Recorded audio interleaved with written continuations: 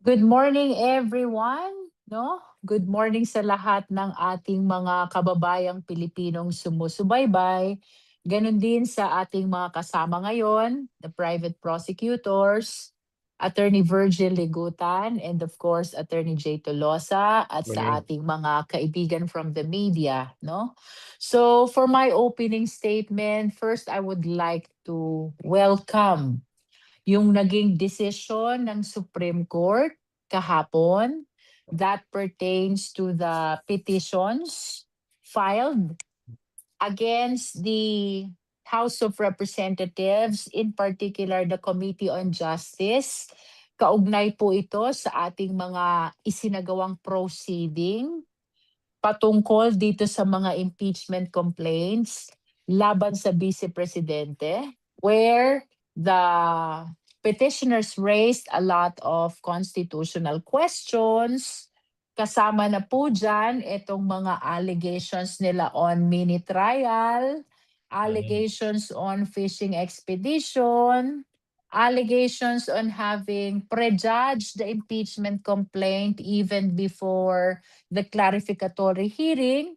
Sinama din po nila dyan yung alleged violation ng one-year bar rule and even itong alleged invalid referral by the plenary to the Justice Committee, no?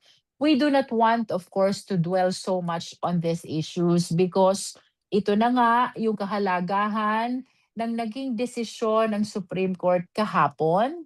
Dismiss na po lahat ng petitions na ito on the ground of mootness. At nais ko pong liwanagin na ito po'y bilang pagpapatibay sa exclusive power ng House of Representatives to initiate all cases of impeachment. At ganun din, isang pagpapatibay sa exclusive power naman ng Senado to try and decide all impeachment cases. I hope that with this decision of the Supreme Court, no, sana natapos na yung mga issues na ibinabato kaugnay ng naging proceeding ng Justice Committee. Of course, as chairperson and presiding officer during that time, I felt responsible for all those allegations. But finally, I hope that this will serve as closure. At sana, hindi na rin ito ma-raise during the trial, no? Na magre-resume this coming Monday. Ito po ay bilang pagpapatibay na kailangang ituloy na itong nangyayaring pagdinig, paglilitis sa impeachment court, isang pagkilala din ng exclusive power ng Senado to try and decide all impeachment cases. Nagpapasalamat po ako sa lahat ng mga sumuporta sa Justice Committee ng House of Representatives. Nagpapasalamat din po tayo sa Supreme Court for upholding the constitutional power, of course, not only of the House of Representatives, but also the Senate as the impeachment court. Ito po'y isang maliwanag na indikasyon na talagang umiiral ang demokrasya at ang saligang batas sa bansang Pilipinas. So, I must say perhaps congratulations sa sambayan ng Pilipino sapagkat napagtagumpayan po natin ang mandatong iniatang sa House of Representatives. Dismiss na po lahat ng petisyon na ito at malaya at mas masaya po nating maipagpapatuloy ang ating trabaho bilang mga prosecutors dito sa ginaganap na paglilitis before the impeachment court. So for the opening statement, I think that would be all, no, Roy? Yes po, ma'am. Unless Attorney Ligutan and Attorney Jay Tolosa want to say something. Sige, so ako, Jay, I'll go ahead. Yes, go ahead, please. So, of course, maraming salamat, no? So, congratulations sa lahat, no? And then, isang bagay na kailangan nating klaruhin through an opening statement, yung audit na nangyari, no? Nangyari yung in-audit yung confidential funds ng Vice President. Kasi nga, may mga bagay na confusing, no? Sinasabi doon na may napatunayan ba? Now, yung isang bagay na dapat natin maintindihan na yung audit ay isang proseso, no? Hindi siya biglaan. Nagsisimula iyan with yung pag-release ng cash advance And then yung sunod is yung pag-liquidate. And then kung may makikitang mga irregularity, yung COA, aabot tayo sa tinatawag na Audit Observation Memorandum, or kung hindi pa rin, notice of suspension, and then ultimately, kung sa tingin ng COA hindi nagampanan ng isang official yung dapat isumite na mga dokumento, hahantong yan sa isang notice of this allowance or NOD. So yung tanong, nabigyan ba ng pagkakataon yung Vice President na i-explika sa taong bayan paano nagasto yung confidential fund? Nabigyan po. Nabigyan po ng pagkakataon yung Vice President. Yung tanong na lang is, may mga tanong pang hindi pa nasasagot. At sino yung sasagot sa mga tanong na iyan na hindi po yung prosecution, kundi yung impeachment court itself. Yun lang, that would be the opening statement. Yeah, for me, just very quickly, just also like to echo what Chair Jinky stated a while ago. No, so we welcome the dismissal of the consolidated petitions questioning the impeachment proceedings before the House of the Representatives. No, so the Supreme Court recognized that the House had already completed its constitutional role when it approved and transmitted the articles of impeachment to the Senate, where the proceedings are now underway. So let us be very precise about what this is and what it is not. No? So this is not yet a judgment on the guilt or innocence of the Vice President. No? It's not a ruling on the merits of the issues which are now before the impeachment court. So it is a dismissal of the petition because the acts sought to be restrained had already been completed. So there's nothing for the Supreme Court to restrain. So what the Supreme Court decision settled is the forum. So what's clear now is that the proper forum is now the impeachment court. So if the Vice President has answers, she must present them here, no, before the impeachment court. If she has evidence, she must show it here. So nakita natin, sinubukan nila no, napigilan ang pagtakbo ng proseso sa Supreme Court. Ngayon maliwanag na those did not become successful. So nasa Senado na ang kaso. Dito na ho sila sumagot ngayon. Alright, salamat po, Attorney Jay. Siguro we are ready to receive and answer your questions, and para lang sa housekeeping rules, konti lang, let's to give everyone a fair chance. Let's keep our questions to 2. Pag mayroon pa kayong tanong, we can go back to you after the others have asked their question. So for our first one to ask, si Lianesca po may tanong. Roy, may buzzer ba like sa Senate? Wala po naman. Joking. Wala po tayong timekeeper dito. Hello? Lianesca. Okay po. Clear po ako.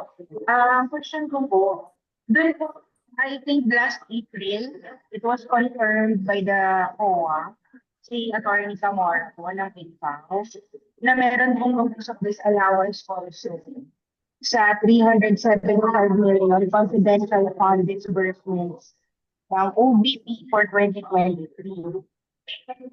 So basically the entire disbursement for 2023 may end po. For the prosecutors, mas alarming po ba ito as compared dun sa 120, dun sa naunang ending na 73 million lang out of 125, yung may ending na issued ng COA. Kasi po ito entire 375, ibig sabihin hindi sumunod dun sa joint circular. Is this worse? Yun po yung first question.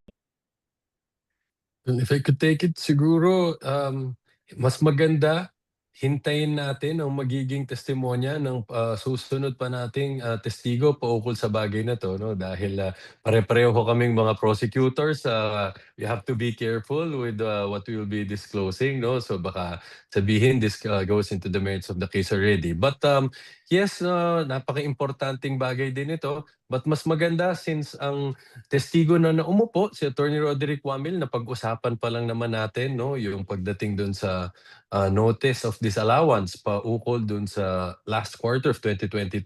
Hintayin natin na ipaliwanag ito ng susunod na testigo natin. Siguro, Jay, if I can add to that, Yeah. siguro yung tanong, ano ba yung ibig sabihin ng isang notice of disallowance, no? Sa audit ng COA, base po sa proseso, ito yung ending ng isang pag-audit.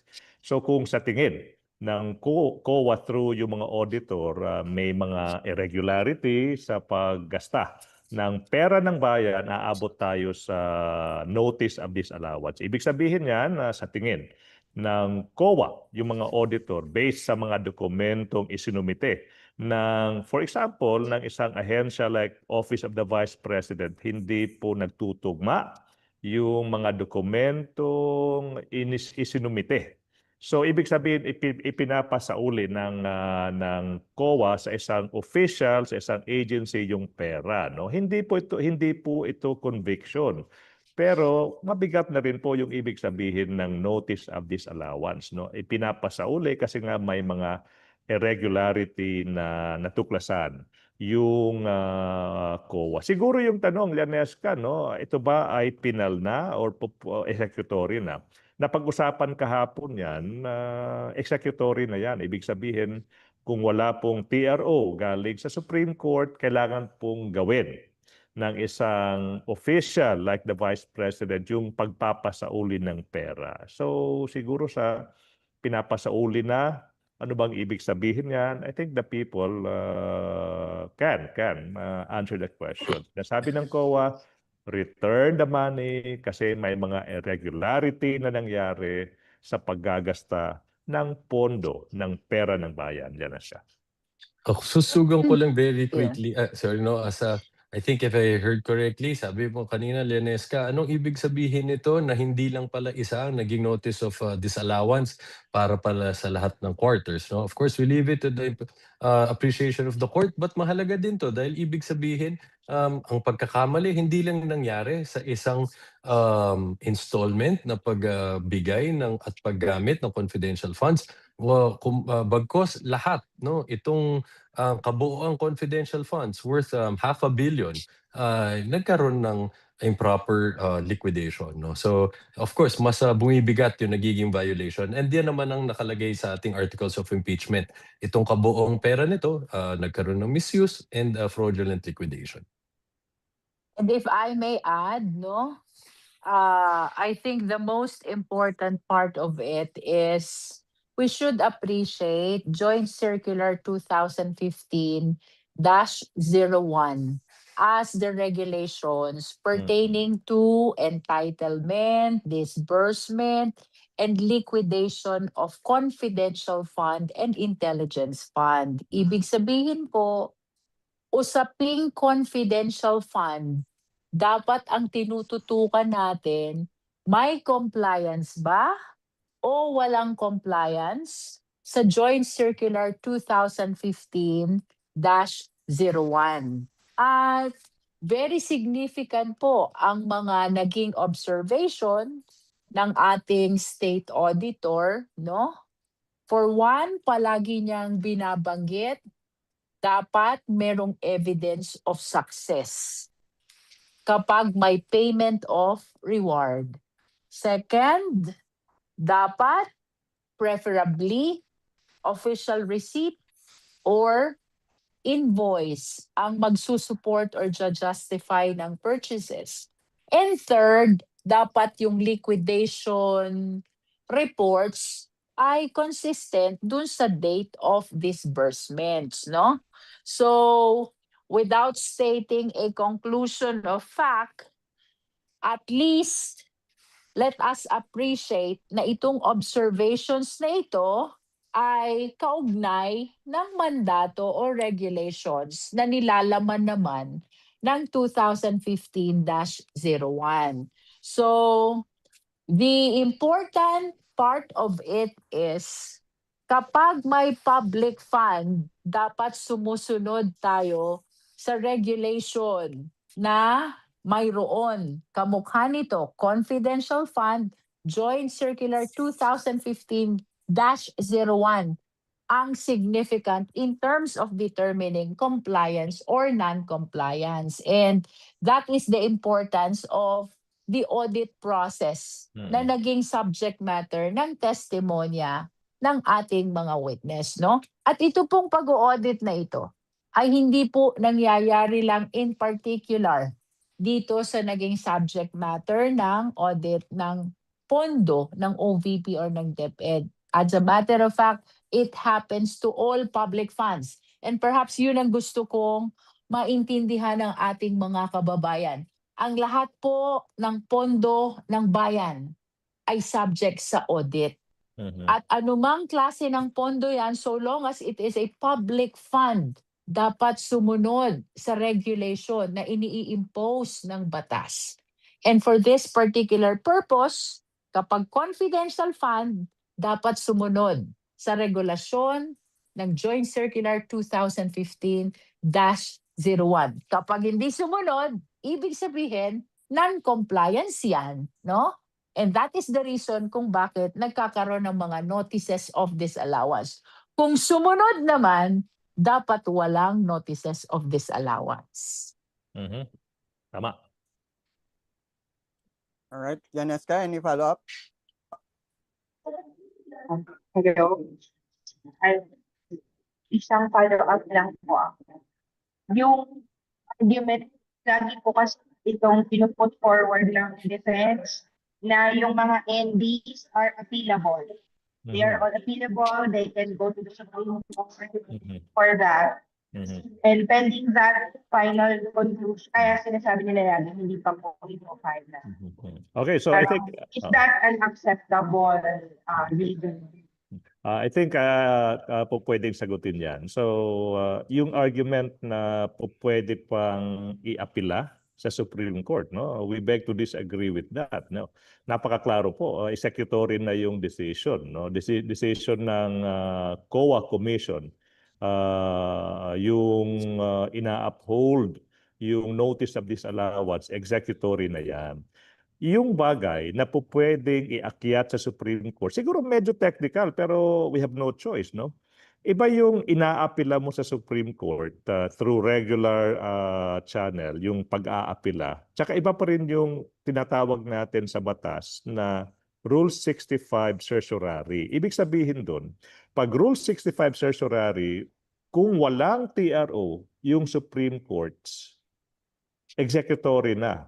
Final tsaka executory na yung decision ng COA Commission. So yung tanong, is it appeal ba yan? Apila ba yan? With all due respect po, we beg to disagree.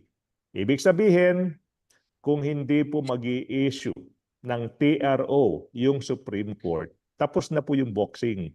Yung notice of disallowance na na-issue ng COA Commission, dapat i-implement na iyan. So yung term na ginagamit na apila, we beg to disagree with that. Kasi nga, uulitin ko, yung pamamaraan ng pag-aakyat ng isang decision ng COA to the Supreme Court, hindi po through appeal yan, through Rule 65 certiorari. So you among us lawyers, medyo technical, ibig sabihin yan, kung walang TRO, ini-issue yung Supreme Court, tapos na po yung boxings, yung issue ng notice of disallowance.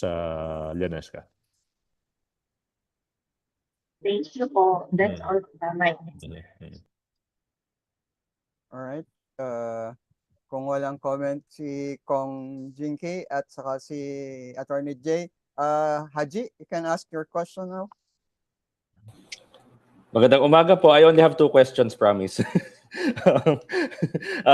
First po, dun po sa inapprove na motion to take judicial notice dun po sa mga naging pagdinig no, ng House of Representatives, ng House Committee on Justice. May clarificatory question lang po sana kung nasunod po ba yung gusto nyong mangyari dun sa inapprove nung Senate Impeachment Court on the issue of the judicial notice? Or kumbaga meron po sana kayong gustong sana naisama doon sa decision as a whole? Thank you po. Well, I think the decision of the impeachment court is exactly what we prayed for in our motion for the IC to take judicial notice, no? At tamang-tama naman ito sapagkat ito'y maliwanag sa Rule 129, Section 1, Mandatory Judicial Notice. Sapagkat itong mga hearings, transcript of stenographic notes, at videos ng pagdinig ng Committee on Good Government at ng Committee on Justice are considered as official acts of the House of Representatives. Therefore, hindi na kailangang mag-present pa ng evidence upang patunayan na talagang nagkaroon ng pagdinig. Na itong mga pagdinig na ito ay na-document sa pamamagitan ng mga TSN or transcript of stenographic notes. At ito'y na-document din sa pamamagitan ng recordings ng audio and visual nitong mga pagdinig na ito, no? Nevertheless, maliwanag ang sinabi ng impeachment court kahapon, ito lang ang saklaw ng judicial notice. Upang patunayan ang katotohanan ng nilalaman ng TSN at ganun din ang mga video, that will be a different matter. Ang saklaw lang ng judicial notice is the fact na nagkaroon ng hearing, na ang mga hearing ay na-document sa TSN, ganun din sa mga video recordings ng mga pagdinig na ito. Ang tinutukoy natin, pagdinig ng Committee on Good Government and Public Accountability, 2024 pa yan, 19th Congress, at ganun din ang naging pagdinig ng Committee on Justice nitong nagdaang mga buwan bago na-transmit itong articles of impeachment sa Senado na ngayon ay nililitis. And to quickly add to that, tama, there was never any intention on our part to ask the court to consider the statements given there as proof of their truth already. Hiningi lang namin to para mapabilis yung paglilitis, para hindi na kailangan mag-upo pa ng testigo at isa-isahin i-identify and authenticate itong mga TSN and video na tulad nung ginawa natin doon sa grave threats, no, na inupo natin na NBI agent para i-authenticate yung videos. Ngayon, dahil pinagbigyan ng court ang motion natin, mas mapapabilis tayo dito. All right. Okay. Haji. Apo. Last question na lang po. Sa 3 araw po na pag-upo ni Roderick Wamil bilang inyong testigo, marami po yung mga issues, no, na tinanong po sa kanya kung ano daw po yung pagkakaintindi niya tungkol sa confidential. Siya raw po ba'y nakarating na ng bundok, nakarating na po kung saan-saan. Sa palagay po ba ninyo, napahina po ba or naapektuhan po ba yung integridad o yung credibility po ni Roderick Wamil as a witness and of course bilang expert po doon sa pagiging dating state auditor ng ICFAO? Okay. Salamat po. So I think siguro before natin husgahan yung naging testimonya ni Attorney Wamil, dapat natin maintindihan ano ba yung saklaw ng isang audit, no? Yung audit isang proseso 'yan. Auditor ng COA. Yung ino-audit nila yung mga dokumento. Dokumento lang. Narinig natin si former chairperson ng COA, si Grace Pulido, sabi niya, hanggang dokumento yung tinitingnan ng isang auditor. Tinitingnan ng isang auditor kung nagtutugma ba, compliant ba yung mga dokumentong isinusumite ng isang public official or for example yung Office of the Vice President. Now, kung sa tingin ng ating state auditors like si Attorney Wamil na hindi nagtutugma yung mga dokumentong isinusumite ng isang agency, national agency like the Office of the Vice President, of course, bibigyan ng pagkakataon ng ating mga state auditor yung official o yung office na magsumite pa or i-explika yung mga kakulangan. Kaya nga may proseso, Haji, pag hindi pa rin aabot sa time na mag-i-issue na ng audit observation memorandum yung COA, and then kung hindi pa rin masasagot ng mabuti or ng tama ng isang public office, hahantong yan sa notice of suspension. Pangalawang pagkakataon yan. Kung hindi pa rin, aabot na sa notice of disallowance. Kung hindi pa rin, aabot sa COA Commission itself, yung body. So ibig sabihin, proseso yan, auditor, tinitingnan yung mga dokumento, tsaka they will come up with their own findings. Yun po yung saklaw ng proseso ng audit. So yung sinasabi po ng ating Senator Jasa, pumupunta ka ba sa mga bundok to check? With all due respect po, hindi po yun yung saklaw ng isang audit, ng isang state auditor like Attorney Wamil. Ibig sabihin, yung tanong, ginagawa ba ni Attorney Wamil yung dapat niyang ginagawa based sa proseso, tsaka yung saklaw ng proseso na iyan, I think klaro po yung sagot doon, Haji. So if you can quickly add, no, I think to be fair to the good senator, ang gusto niya sigurong tanungin dyan since ang pinag-uusapan nga dito dun sa mga use nung some of the confidential funds ang sinasabi about daw sa possible recruitment no ng mga leftist groups, etc. So gusto niyang tanungin, tinitingnan mo ba yung sitwasyon dyan?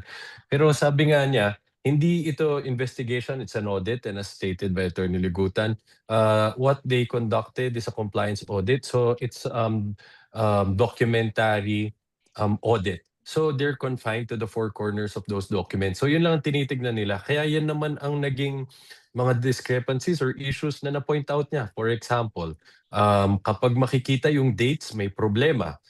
Dapat ginamit supposedly ang funds December 2022 pero naka-date 2023. Malinaw sa dokumento kagad may problema. For example, Mary Grace Piato supposedly binigyan ng reward in the form of medicines worth 70,000 pesos. Malinaw kagad ang problema. Kung medicine pala ang binigay sa kanya, nasa ng official receipt na magpapatunay na talagang bumili talaga, no? Diyan ginasta ang pera. Nasa ng official receipt galing sa butika. So, sa aming palagay, of course, at the end of the day, ang appreciation falls in the impeachment court. But sa aming palagay, hindi naman no, naapektuhan yung kanyang findings na sinalaysay niya sa atin. And even if we revisit yung provisions ng Joint Circular 2015-01, wala naman po dyan requirements sa mga state auditors to actually conduct an actual verification outside the documents, no?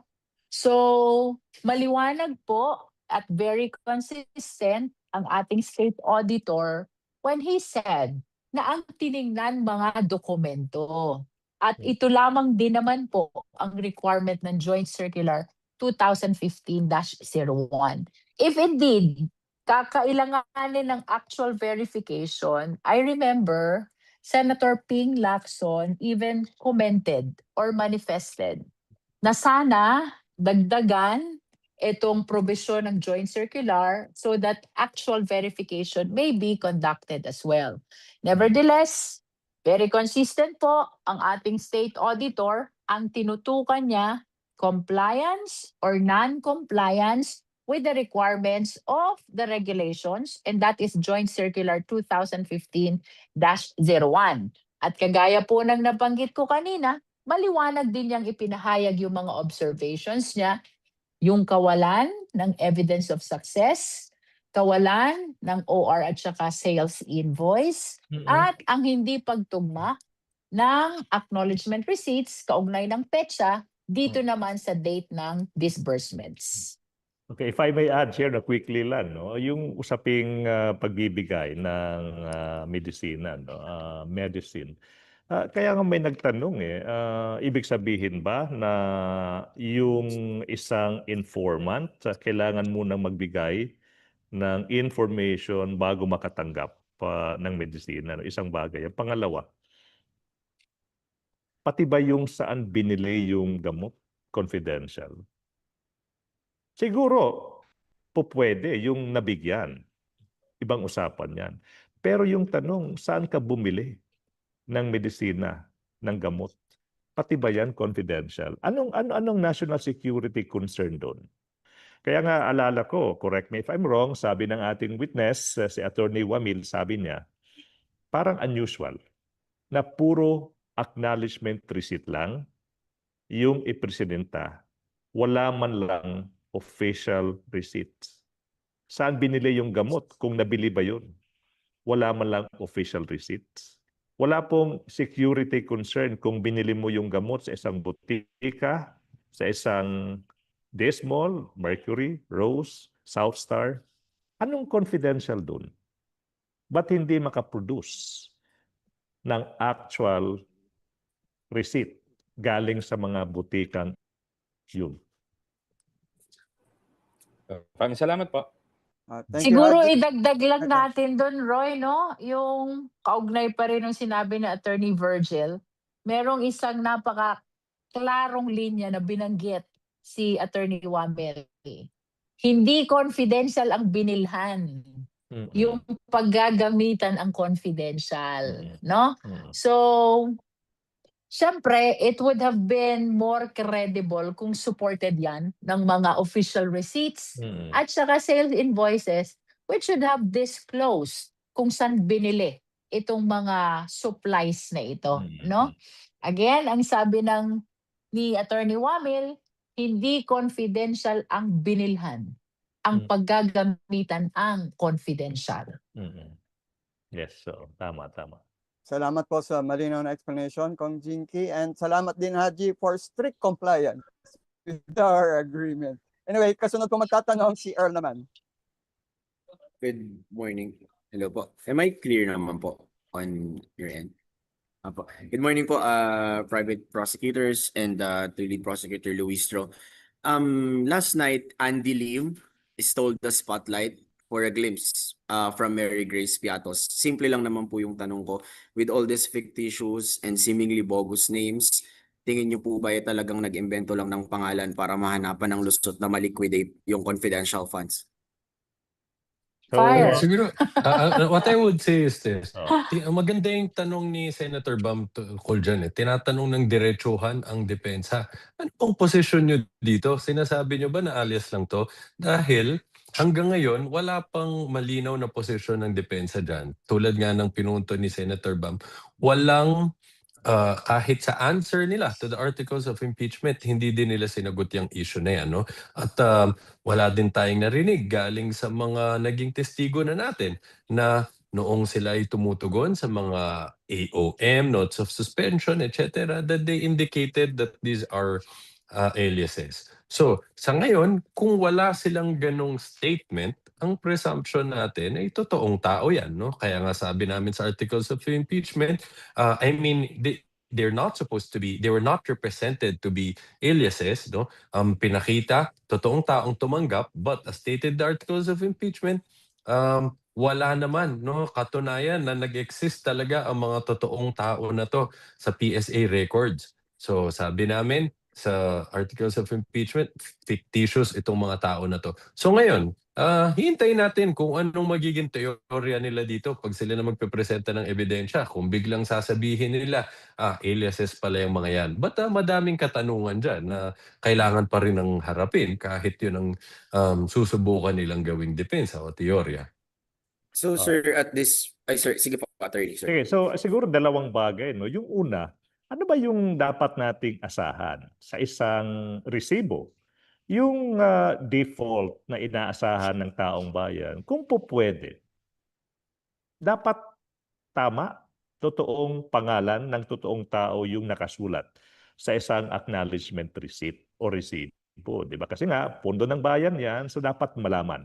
Malaman ng taong bayan sino ba yung nakatanggap ng perang iyan. Pangalawa, kailanman po ay hindi po sinabi at wala pa pong sinasabi yung Vice President o yung kampo niya kung alias ba yan o totoong tao. Di ba? Kaya nga sabi ni Jay, that was a golden opportunity po para sa depensa na once and for all sagutin yung tanong na sila po yung makakasagot.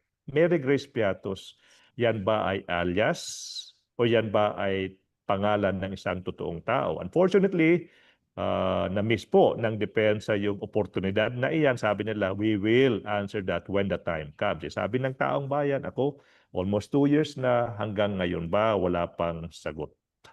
So, hindi pa po natin sinasabing peke, alias, kasi po yung makakasagot niyan, yung depensa. Pero isang bagay, no? Kung alias po yung pangalan, iba't may pirma. Kung alias yung ginagamit yung pangalan ng recipient, iba't may pirma. Ano ibig sabihin nun? Yung pirma ba, alias din? So siguro, mga tanong na supposedly dapat nasasagot na ng ating mga katunggali, no? Yung defense team. Pero until now, wala pa pong sagot. Kaya nga sinasabi ni Attorney Wamil, hindi niya masabing fictitious, hindi niya masabing alias, kasi nga yung makakasagot nun, yung depensa lang. Yun lang. At maliwanag din dyan, no?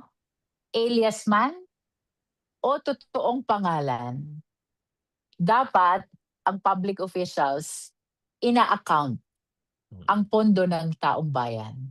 Ulitin ko yun, ha? For me, it's not an issue kung totoong pangalan o alias man. Ang mahalaga, kayang i-account ng public officials na pinagtiwalaan ng pondo ng bayan. Ito yung sinasabi natin sa saligang batas na public officials must be accountable at all times. At bahagi ng pananagutan na yan ay itong confidential fund na ipinagtiwala sa ating Vice Presidente bilang Vice President at bilang Secretary noon ng Department of Education. I totally agree with Attorney Virgil and Attorney Jay. Ang pwede lang sumagot ay defense.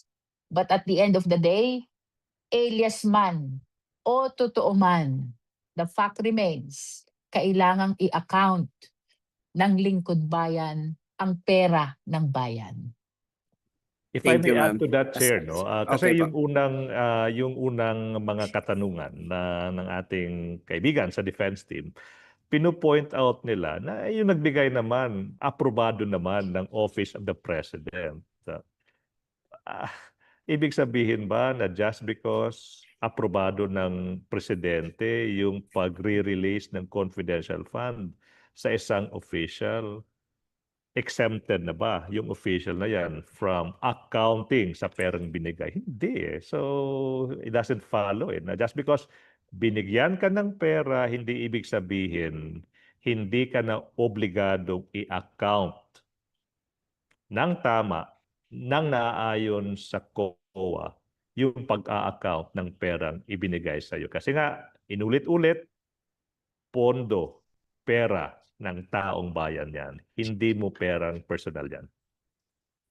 Thank you po. And to add also, no, para lang guided tayo ng ating articles of impeachment. Our allegations pertain to misuse, misappropriation, and irregular liquidation. Wala po tayong question dun sa pagkapagkaloob sa kanya ng confidential fund. The question is on kung paano niya ginamit at kung paano niya niliquidate. And I think very clear ang naging testimonya ng ating state auditor pertaining to the allegation on misuse, misappropriation, and irregular liquidation of confidential fund. Thank you po. Last question po, following the rule. Outside of the impeachment scope na lang po and not borderline touching the merits, ultimately, when it comes to the notice of disallowance, kailangan pong ibalik ng Vice Presidente yung pera na pinababalik even if it's not about the impeachment anymore. Tama po, no? Kung That is notice- correct. Yes, in line with the answer of Attorney Virgil kanina, I wish to add, iba yung impeachment, iba yung proceedings dito sa COA, no? Sa impeachment trial, we are testing the fitness of the public official to continue serving as such and to run to any public office in the future. Ito pong notices of disallowance, what we are determining here is whether or not there's basis to demand restitution of public fund, which is apparent kapag hindi sinunod ang mandato ng Joint Circular 2015-01 in cases of confidential fund. Magkaiba pong proceeding ito. Impeachment tests the fitness of the public official, while notices of disallowance and other issuances of COA pertains to compliance to the use, disbursement, and liquidation of public funds, which pag hindi nasunod, ay diyan po magkakaroon ng basehan for the demand to restitute public fund. They are two different things. Siguro in addition na naririnig ko yung tanong, no, hindi lang na tanong kasi limited na. Attorney, Chair, kung isinauli na ba ng Vice President yung pera, mapapawalang sala na ba yung Vice President o yung isang official? Hindi po. The fact na isinauli na yung pera, hindi ibig sabihin na hindi na tayo po pwedeng magpatuloy sa isang impeachment proceeding or yung pagpa-file ng mga kaso. Iba po iyon.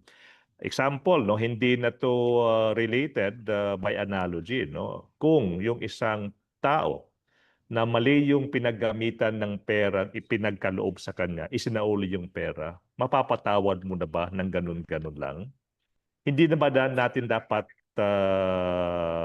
tanungin, saan mo ginamit yung pera? Paano yung paggamit ng pera? Ibig sabihin, yung pagsasauli po ng pera, hindi po yan rason na hindi na dapat i-account, i-exact. Ano ba yung naging administrative, civil, or criminal liability ng isang tao? Just because isinauli na yung pera, hindi po yan excuse na matatapos na yung proseso ng pag-i-exact ng exact liability from that person. Yun lang. Thank you po. Thank you so much po. All right. Thank you, Earl. Let's hear now from Marian. Go ahead, Marian. Good morning po. Kung Jervil, next week po ba, yung pinapatawag na rin po yung dalawang SDO, sina Gina Acosta and Edward Fajarda. Gaano po ka-importante o kalaki po yung inaasahan natin na malalaman po sa kanila? Well, napanood po natin yan doon sa naging proceeding ng Committee on Good Government and Public Accountability.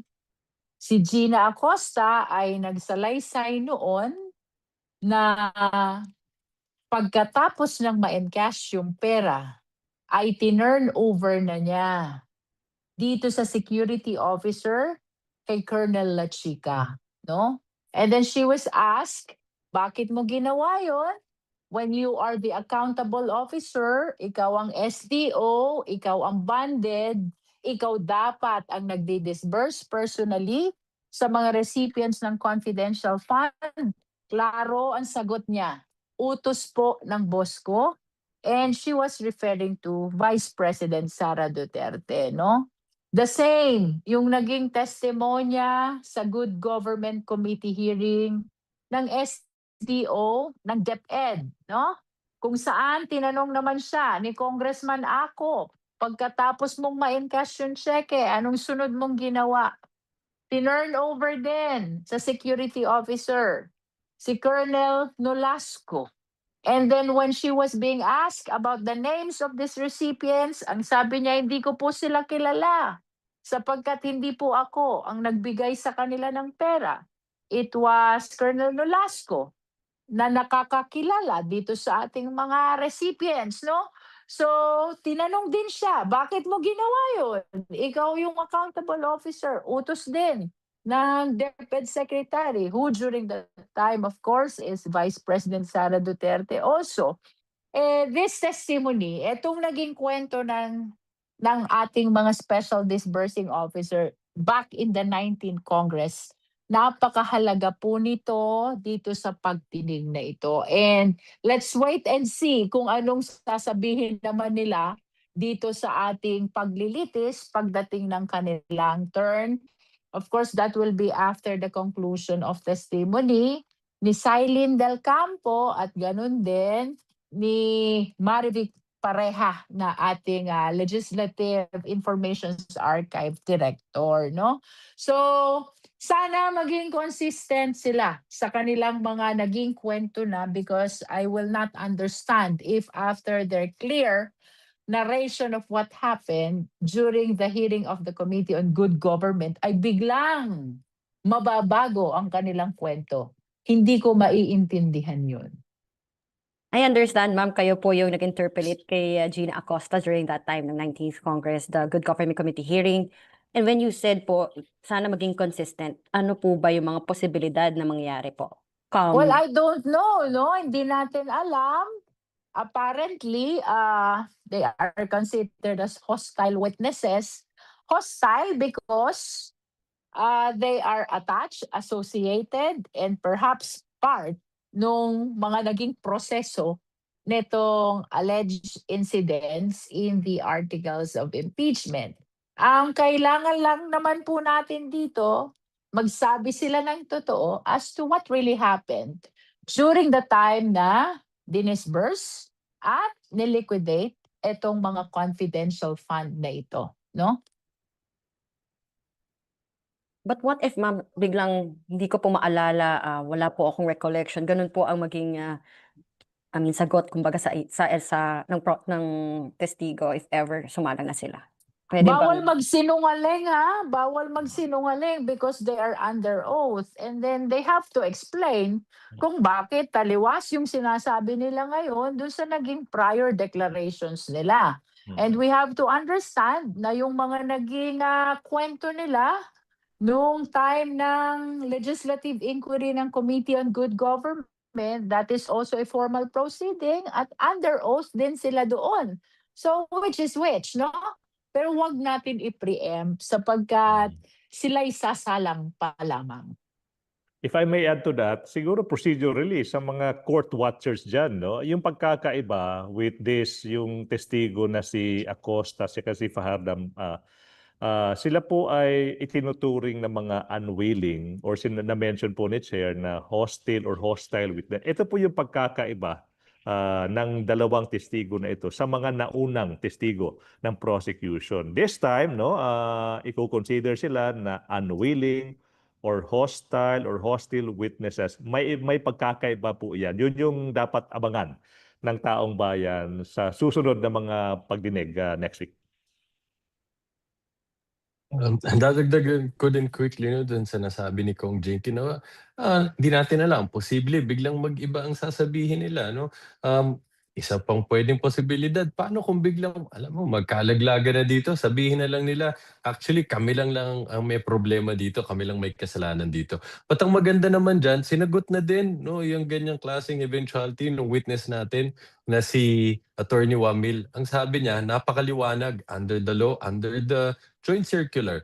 Ang accountable officer dito, hindi lang ang SDO, pati ang head of agency. Na nakalagay yan napakaliwanag sa Government Auditing Code. The head of the agency is the person who's directly and primarily liable, no, for all of the funds pertaining, all of the funds and properties are pertaining to her office. So, at nakalagay din yan sa napakadaming dokumento na pinirmahan ng Vice Presidente, siya mismo. It says she's accountable for those funds. Sinacertify niya, they were used for those purposes. Supposedly, allowed under the law. So, kahit mangyari man yan, ay yung ganyang klaseng eventuality, well, anong magiging sagot dyan? Nabigay na yan ni Attorney Wamil. Thank you po. So pwede po palang ma-perjury if ever, hindi naman natin ilunahan daw. Sorry. Yes, definitely. If ever, yes. Also, last na lang po. Kasi basing on that po, mga testimony nila noon pang 19th Congress, and I understand daw meron ngang nakafile. Pero gaano po kahalaga din yung mga testimonya po nila no, na muli nga pong marinig. I understand kasi back then, bigla po talaga lumabas na dahil po dyan yung ang mga criminal charges may be filed like technical malversation, plunder dahil over 50 million pesos po yung pinag-uusapan natin dito. And we don't know yet kung ano bang usad na po nito doon sa mga complaints or pinag-aaralan yata ikaso sa ombudsman? Well, as SDO, no, Special Disbursing Officer, sila talaga dapat ang nakakaalam what happened to these public funds. That's why there would be testimony are really significant in this impeachment trial. At kagaya ng naipunto natin kanina, dapat consistent sila sa kung anong nasabi na nila before, no? Because apparently, napakahalaga nung naging una nilang testimonya doon sa Good Government Committee. Although, sinabi na rin ni Attorney Jay kanina, kahit magbago pa sila ng testimonya, klaro na ang naging posisyon ng State Auditor. The head of the agency remains to be one of the principally accountable parties. That is according to Joint Circular 2015-01, no? Dahil sa dami ng pinag-uusapan nating issues dito, it will always boil down to ano bang sinasabi ng batas? Ano bang sinasabi ng Joint Circular 2015-01?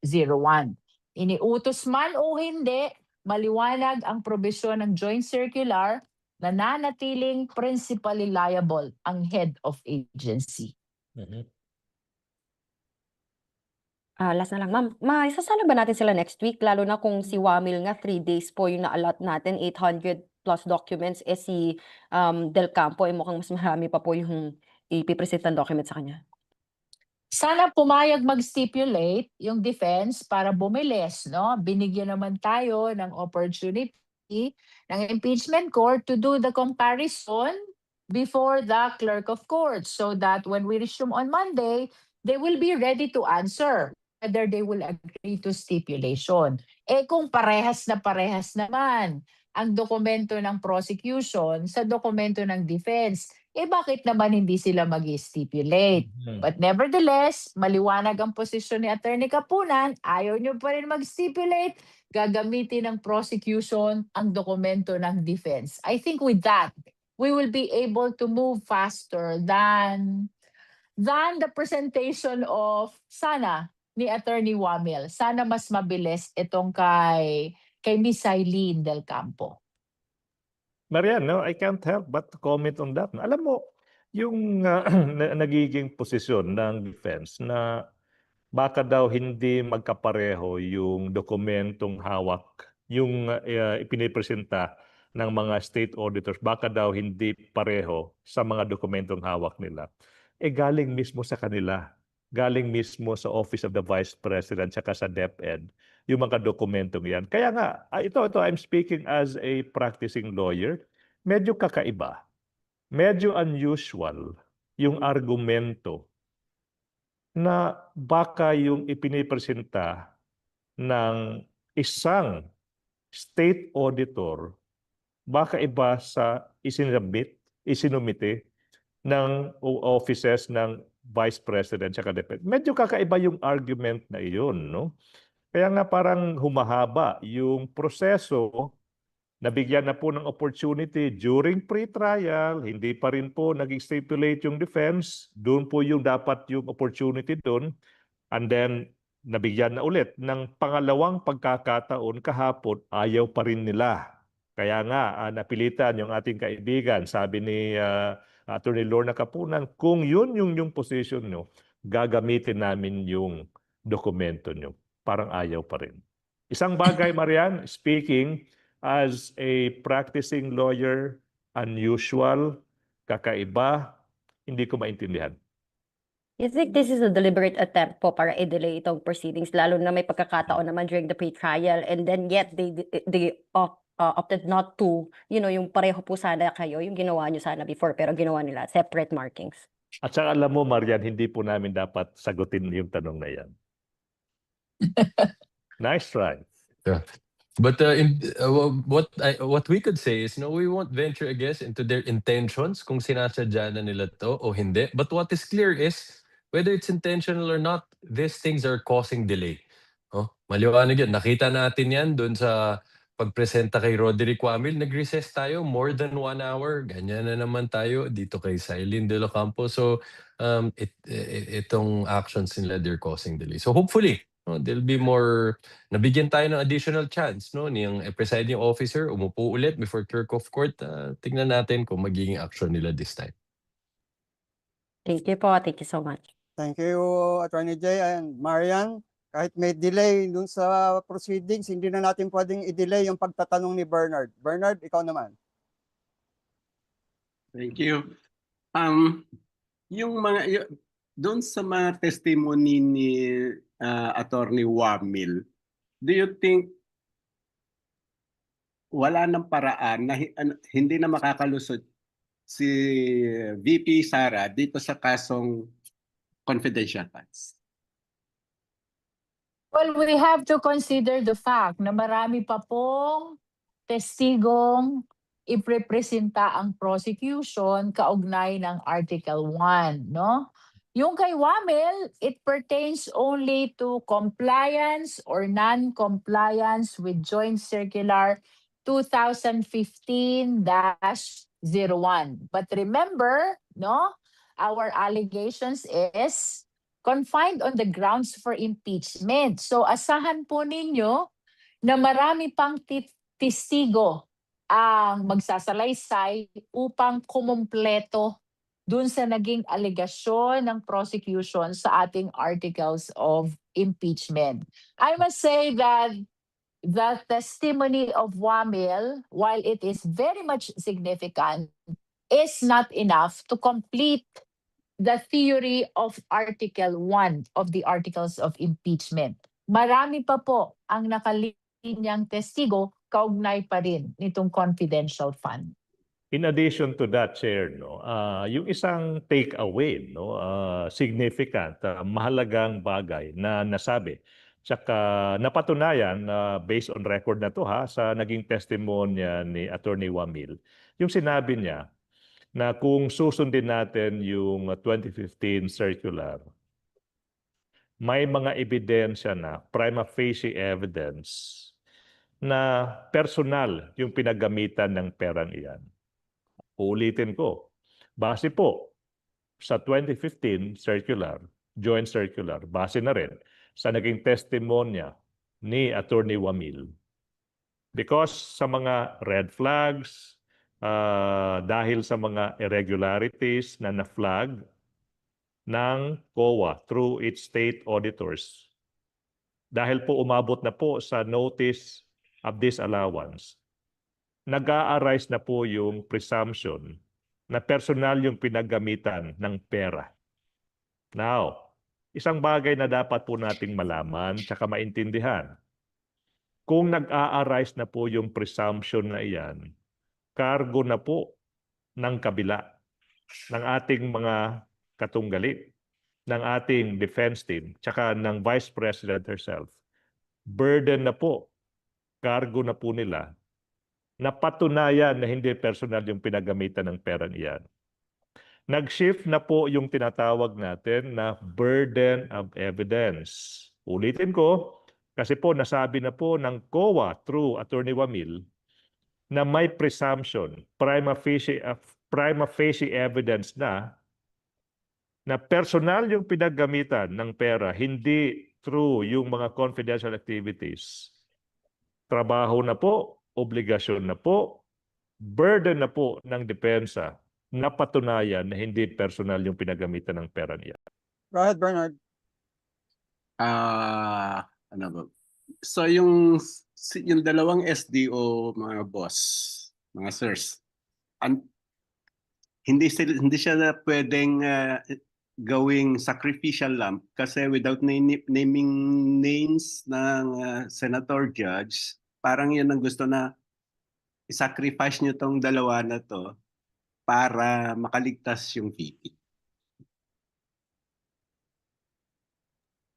Ulitin ko na lang ho siguro naging sagot natin kanina, no, nung na napag-usapan ho yan dun sa mga clarificatory questions, no, ng mga senator judges, at pinilit hong maibigay, no, ni Attorney Wamil yung kasagutan niya dyan. Sabi nga ho niya, to be accurate, maliwanag, ang sinasabi ng joint circular dyan, no? Pati yung nasa section 102 ng Government Auditing Code, no? Na nakalagay dyan, maliwanag na maliwanag.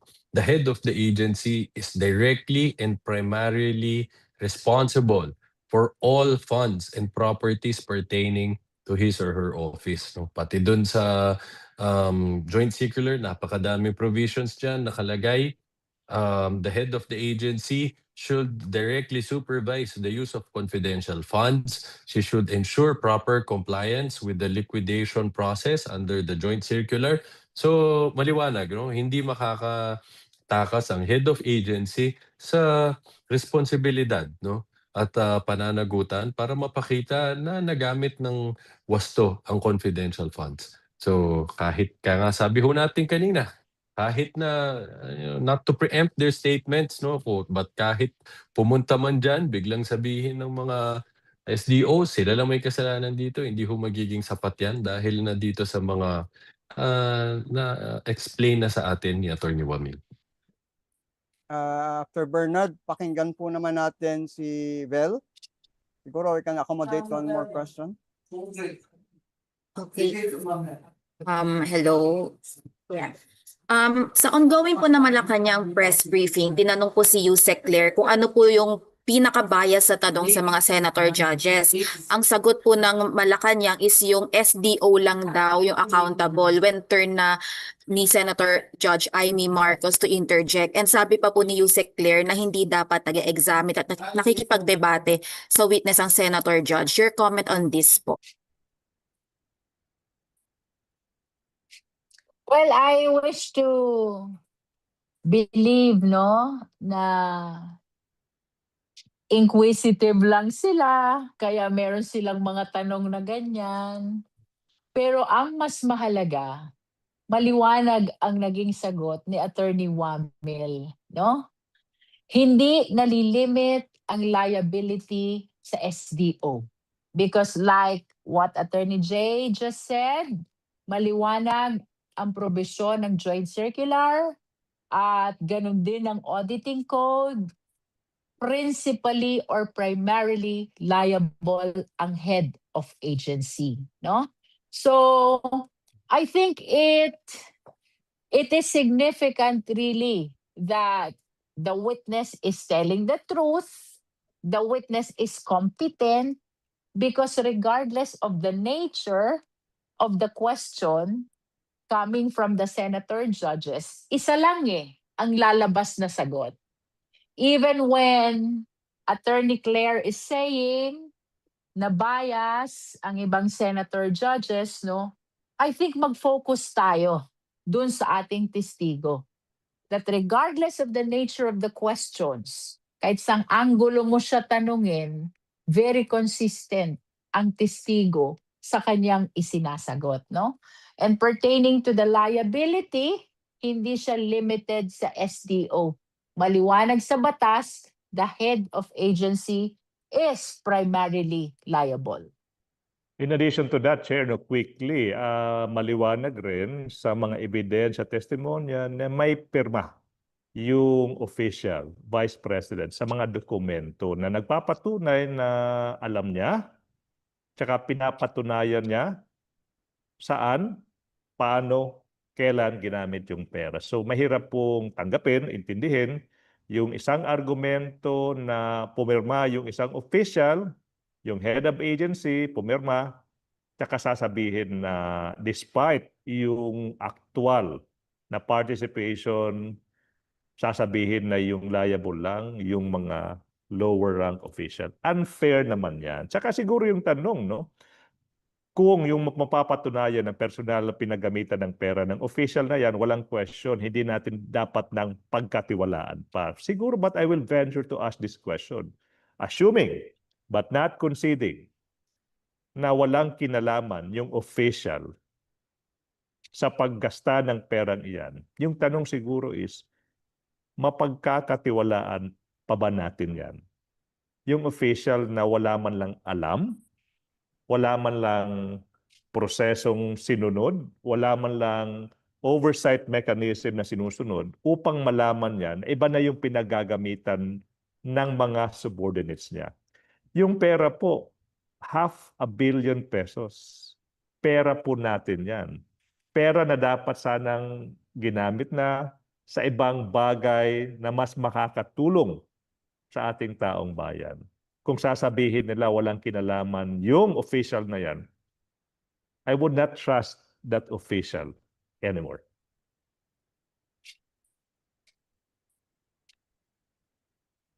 Thank you po. All right, Dr. Bell, may follow-up daw po si Gab. Gab, go ahead. Ma'am, sirs, I understand na you wouldn't want to comment on a senator judge's yung impartiality and perceived bias ng ibang mga tao. Pero do you think po ba yung hindi sila pwede silang i-remind regarding their line of questioning dahil parang halos hindi po makasagot si Attorney Wamil kahapon. Lagi siyang naka-cut off ni Senator Judge Amy. Kung buti na lang po nag-clarify si presiding officer kahapon, pero kung hindi siya nag-clarify baka hindi po naisagot ng maayos ni Attorney Wamil. Alam mo, in fairness to Attorney Wamil, and contrary to your observation, no? Ang na-observe ko sa kanya, talagang he insisted answering to the question of Senator Amy Marcos, no? Na kahit taliwas sila ng pinupunto at ang kausap niya ay isang senator judge, talagang he maintained his position, and that only shows na talagang may pinaghuhugutan na basis itong testigong ito. At sa pagkakataong yan, paulit-ulit naman niyang sinasabi, ito po ang nakasaad sa joint circular. Wala pong sinabing ganyan sa joint circular. Naririto po ang probisyon ng joint circular. I think it is the authority or the legal basis na ginagamit ni Attorney Wamil. Why he was so consistent, he was so insistent, and he was so confident in responding to the question of the senator judge, no? Yun ang nakita ko sa kanya na ordinarily, senator judge yan, medyo kakabahan kang sumagot, but it was because sa isang regulation, sa isang batas nang gagaling ang sagot niya. Wamil was so confident, so competent, and so insistent in making sure na masagot niya talaga ang tanong ng senator judge. And I commend him for that, no? I commend him for that.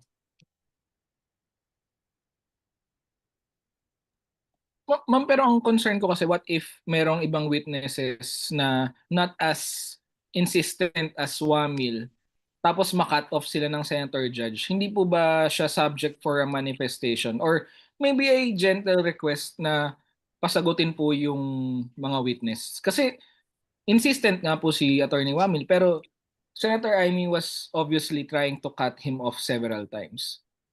Well, depende na lang siguro yan sa tinatanong ng mga senator judges, no? Whether they will have the courage to insist. Pero I wish to say na ang nanonood na taong bayan ay very observant at alam nila kung anong nangyayari during the impeachment trial. Thank you po, ma'am. Anything more? Mayroon pa bang gusto magtanong or may gusto pang comment sa ating mga guests? I think, Roy, wala na rin. Nagugutom na si Jay. Yun nga po, dahil alam ko it's way past our lunch time. Kaya siguro on that note, gusto ko pong pasalamatan ang ating hardworking members ng House Prosecution Panel sa pangunguna po ni Chair Jinky Luistro. At syempre ang ating mga guests na si Attorney Ligutan at si Attorney Tolosa na umulan bumagyo po ay nagtatrabaho para po magampanan ang kanilang sagradong tungkulin. At syempre ang ating mga kaibigan sa media na ganun din po naman ang trabaho. Kahit umulan bumagyo ay naghahatid ng balita sa ating mga kababayan. At syempre po ang ating mga kababayan na patuloy na tumututok sa isyu ng impeachment trial ni Vice President Sara Duterte. Muli po, magandang tanghali Maraming salamat sa ating lahat. Keep safe po, everyone. Thank Thank you, you, everyone. Roy. Thank you so much. Thank you Salamat po. everybody, Chair, Thank you. Jay, tsaka sa ating Thank mga you. kaibigan sa Salamat media. po. Thank you po. Salamat po.